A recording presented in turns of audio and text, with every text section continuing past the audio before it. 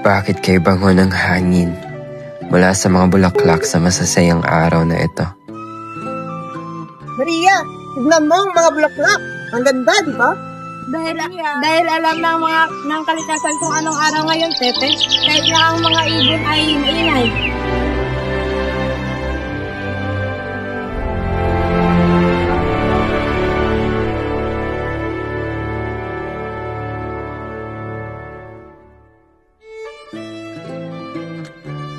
Bakit mula sa kakahuyan ay tila may naririnig tayong matatamis na awitin na parang koro ng mga ibon? Pepe, naririnig mo ba yun? Para may kakaibang hinig ang hangin ngayon. Parang kinakausap tayo ng ibon, kuya. Hindi sila nasakot sa hangin. Tinasakyan nila ito.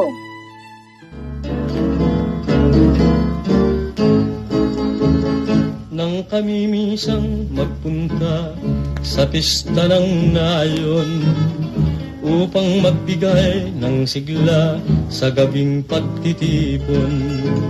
May mutyang tunay ang ganda sa nangagsisalubong, gandang tunay na inspirasyon. Nang dumating ang sandali, kami nasa entablado at umaawit ng bugi ang kasamahan ko. Napansin kong halos lahat ng narong mga tao may sigla maliban sa inspirasyon ko. Nang kanyang marinig ang tugtugin na isang palitaw na aling inawin, na ngiti ang mutya na mahilig sa sariling hilig at katutubong pag-awit. Bakit tila mas maganda at mas kaakit-akit ang mukha ng umaga ngayon sa gitna ng mga mapulang ulap? Ang pinagmasdan ko, ang iba'y nahuwaglit sa loobin dahil sa gandang bumihag sa aking damdamin.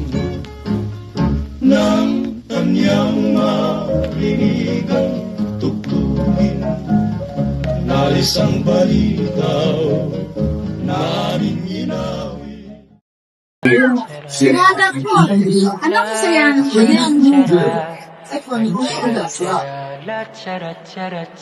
Maligayang agwa ay Muchas gracias, mga anak. at ang humaling ilalim mo bawa sa masayang araw na iyon. Sa kanyang bulong may maring mabuhay ngayon ng maligayang ay handa. Salamat, Pepe. Miss na kita sobra. Lagi na lang kami ang nauuna. Di ba pwedeng ikaw muna?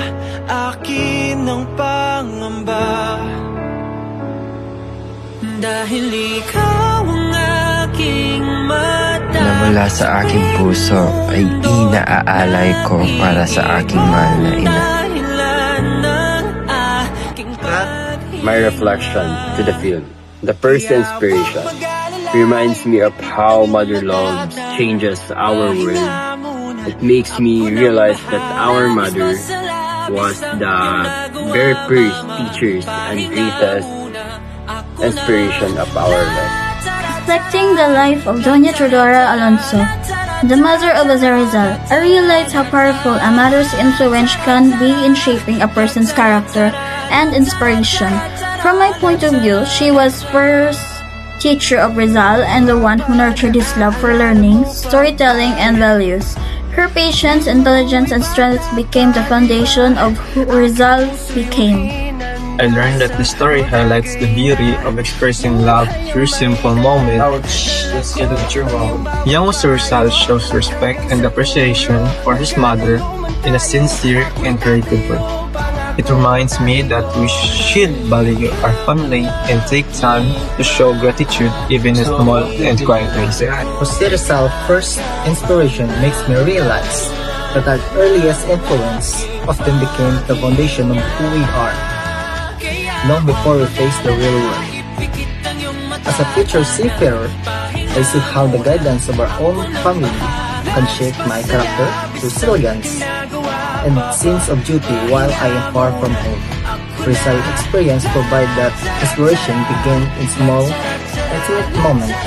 Those moments can light a fire strong enough to change the nation.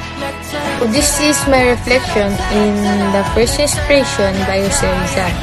So my reflection, it shows that a mother is our first inspiration. It reminds me that the love and care of my family make me happy and strong. Like Rizal, I see that my mother inspires me to do my best and appreciate the good things in life. And also, she teach me to be a good or a better person. I learned that filmmaking is not just about acting, but about expressing emotions and meaning. Our story inspired by Jose Rizal helped me understand the importance of love and appreciation for family.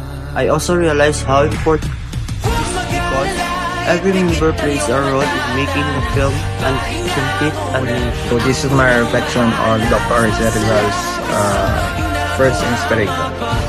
For me, it is a simple yet meaningful poem that shows how his love for his mother became the start of his creativity and values. It reflects how our first inspiration often comes from the people closest to us.